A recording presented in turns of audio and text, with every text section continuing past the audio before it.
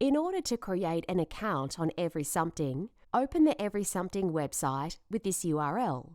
Then click on the Sign In button. After that, you'll have this interface. Scroll down and click on the Sign Up button to create an account.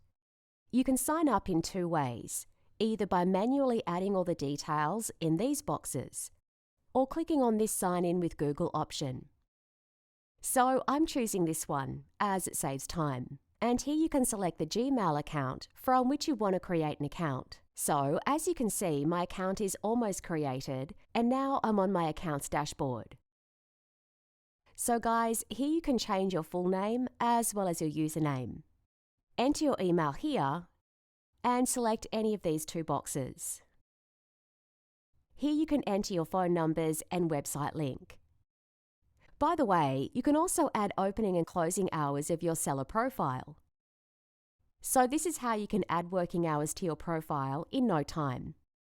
In the About section, you can write about yourself, just like I'm doing now. When you are done, just simply click on the Save Changes button to make changes successfully. In the Social Media section, you can add links to your social accounts. You can add them by copying your social media account URL and pasting it here. In the next section, you can update your current password. From this button, you can delete your account.